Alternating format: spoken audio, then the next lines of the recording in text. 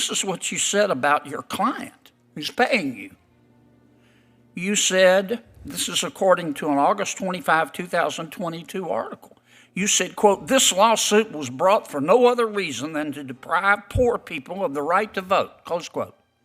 You said that, didn't you? Senator, those were not my words. I do not know who provided that quote to the reporter. You gave it to the reporter, didn't you? Senator, I never spoke to the reporter or anyone in the media about the meeting in question, and I'll tell you why. As a partner at Jones Day, all partners are bound by a confidentiality obligation to the firm. And that meeting was an internal, confidential partners meeting. Yeah, I never spoke to the media about it, and those were not my words, Senator. This is a violation of about 927 provisions of the Code of Ethics, isn't it? Judge Martinez, tell me about state police power. Senator, my understanding of state police power is the authority of the state officials to enforce state law. Well, what if the state law is in violation of federal law? Well, we have the Supremacy Clause under Article 6 of the Constitution that provides that federal law is the supreme law of the land. Yeah, but that's not an exercise of state power. What's the origin of state's police power? My understanding, Senator, is also from Article 1 of the Constitution, where the Congress was enumerated certain powers, and under one of the provisions of Article 1, anything that was not specifically enumerated. You don't think it's Article 10? Well, Article 10 has to also is also applicable. Actually, the 10th Amendment. What does the 10th Amendment say? The 10th Amendment provides that any specific power that was not given to a Congress or denied to the states applies to the states and the people. And that's the origin of a state's police power, right? Yes, Senator. Okay, it's not Article 1. I read it as both, Senator, but if it's Amendment 10, then it's Amendment 10, Senator. Does the federal government have police power? The federal government has authority to enforce its federal law. Yes, ma'am. But we've talked about the state's police power. Does the federal government have police power? Well, the executive branch has the power to enforce the law executed by the legislature. Well, but the federal government can't. The Constitution's pretty clear that you have to have an enumerated power in the Constitution, right, in order to be able to do something?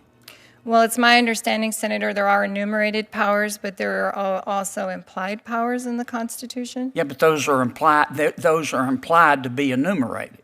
There is no federal police power, is there? Well, Senator, my understanding is that the executive branch has the power to execute the laws of the United States. I know, but that has nothing to do with police power. Let me move on.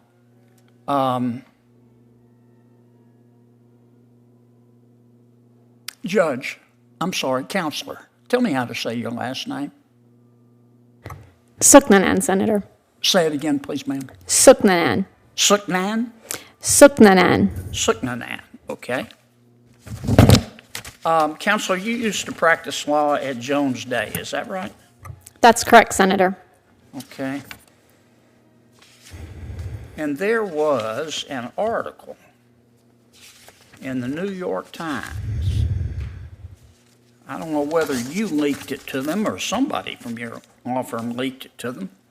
Your firm, Jones Day, you were a partner then, and you were representing a party, your firm was, and you were, in a post-election challenge to Pennsylvania, the Pennsylvania Supreme Court. The Pennsylvania Supreme Court, of course, extended the filing deadline for absentee ballots in the president's election, and that was challenged as being unconstitutional under both the state and the federal constitution. Am I right?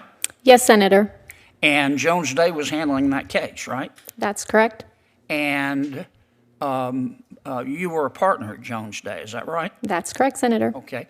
And who was your client in that case? The firm's client was the Pennsylvania GOP, Senator. Well, it's your client too, right? Correct, Senator. I was not the lawyer in that case, but yes, Senator. But you were going to share in the profits made from the bills paid by the Pennsylvania GOP, right? Senator, it was a firm client. I was a partner at the firm. And you were going to share in the money, right? Correct, Senator. Okay. And in a call where you and some of your partners were talking about the case, this is what you said about your client who's paying you. You said, this is according to an August 25, 2022 article. You said, quote, "This lawsuit was brought for no other reason than to deprive poor people of the right to vote," close quote. You said that, didn't you? Senator, those were not my words. I do not know who provided that quote to the reporter. You gave it to the reporter, didn't you? Senator, I never spoke to the reporter or anyone in the media about the meeting in question, and I'll tell you why. As a partner at Jones Day, all partners are bound by a confidentiality obligation to the firm. And that meeting was an internal, confidential partners meeting. Yeah, I never spoke to the media about it, and those were not my words, Senator. This is a violation of about 927 provisions of the Code of Ethics, isn't it? Senator, that's why I never spoke to that reporter, and those were not my words. I do not know who provided that quote to the reporter. What did you mean? Who was trying to deprive poor people of the right to vote? Who were you referring to when you said that? Senator, as I said, those were not my words.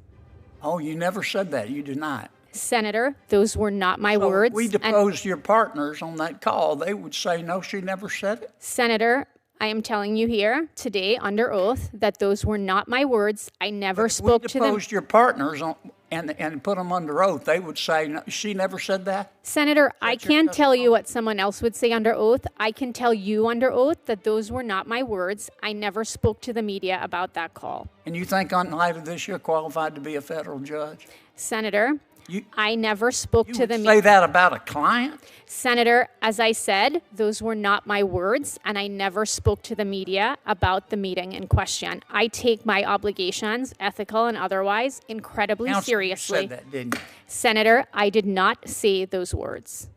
So the New York Times got it wrong? Senator Butler. Ms. Sooknanan, if I could start with you. I think we've established from the recent lines of questioning that you worked at Jones Day. You were a partner at Jones Day, is that right? That's correct, Senator. And you had, how long were you at Jones Day, out of curiosity? I was at the firm for 6 years, Senator. Okay. You had a series of clients in that time, I imagine. Is that fair to say? That's correct. That included a series of hedge funds, global hedge funds, is that right? Yes, Senator.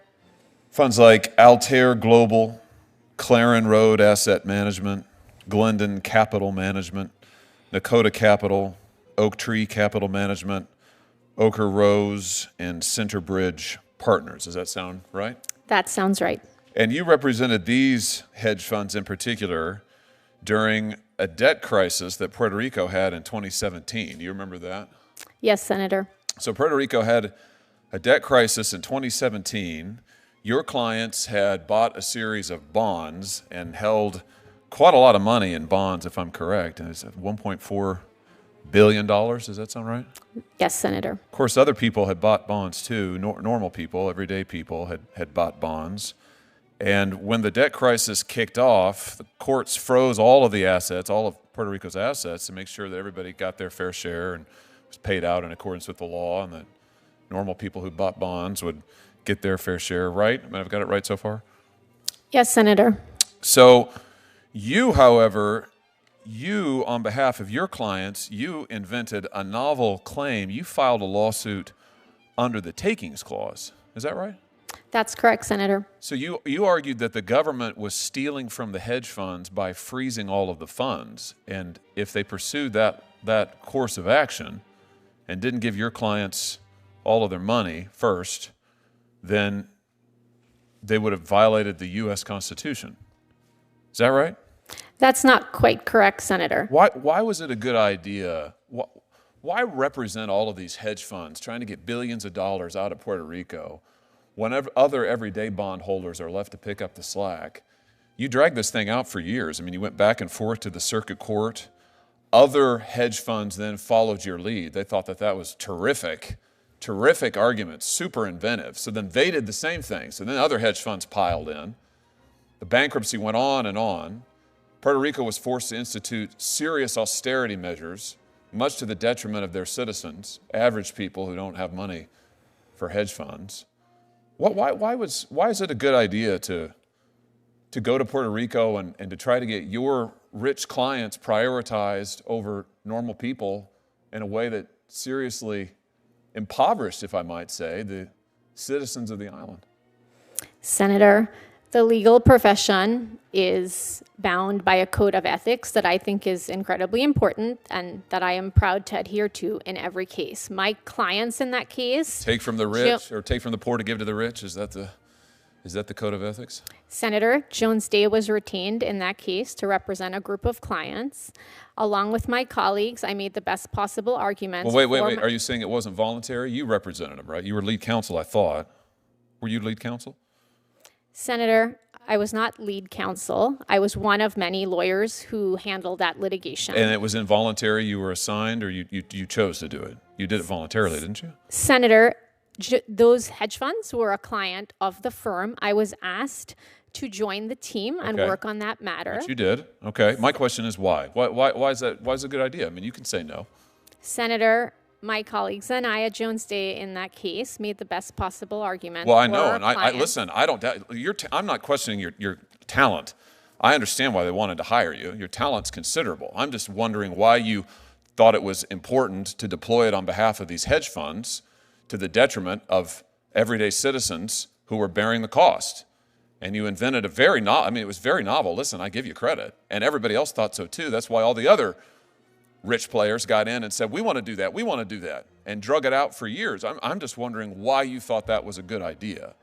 Senator, Jones Day was retained to represent I heard that the those first clients. time. I'm just wondering why you thought it was a good idea. You could use your considerable talents in any number of cases, ways, means, and methods. You could have said no to representing these clients. You didn't, obviously. In fact, you vigorously defended them to the point of inventing this novel theory, which was quite successful for your very lucrative clients. I'm just wondering why. Senator, I have represented a number of clients over the course of my career. I have represented the government. I have represented clients. So you don't have any problem with this? You think this is a good idea? You stand by it? Senator, No my regrets? job in that representation was to vigorously represent my clients, which I did. Sure, but we'd established, I think, a second ago, I thought you told Senator Kennedy that you resigned from Jones Day over a client that the firm was representing who you didn't like. Senator, that is not at all what I said. You didn't resign from Jones Day? Senator, I did not resign from Jones Day because of any particular representation. So it wasn't a moral, you had no moral quandaries? Absolutely not, Senator. You had no moral quandaries with any of the cases at Jones Day? That's your testimony? Senator, I left the firm in January of 2021 because I was offered an opportunity to return to public service. It's an opportunity the firm supported and that I took. You had no quandaries with them representing in the Trump litigation? You had Senator, no problem with that? That's your testimony? Senator, I did not leave my firm because of that representation. You had no moral problem with it. Senator, I left the firm months later because I received an opportunity to return to public service. You had no problem with that, and you had no problem representing the bondholders. So your testimony is you're happy to represent anybody who comes your way. Donald Trump, you bet. The bondholders, you bet. Hedge funds, you bet. Whoever. That's your testimony? I just want to make sure I got it right. Senator, throughout my career, I have adhered to the code of ethics that all lawyers are bound by. Well, sure, but the code of ethics allow you to make money from anybody. Listen, you can choose your clients. I'm not accusing you of any ethical violations at all. I'm not. I'm just trying to figure out why you thought it was important to have these hedge funds as your clients, and if you had any moral quandaries. And your testimony is you didn't have any moral quandaries, which is fine, but I just wonder if that's the best judgment. Senator, throughout my career, I have represented corporate clients. I have represented criminal defendants. I have represented the government. Throughout my career, I am proud that I have fulfilled... Want to say anything to the people of Puerto Rico while we're here? Please let her finish the answer. Your time has expired. Go ahead. Thank you, Chair Durbin. Throughout my career, I have represented many different clients. I am proud that in every representation, I have made the best possible arguments for all of my clients. Do you want to say anything to the people of Puerto Rico? Senator Whitehouse.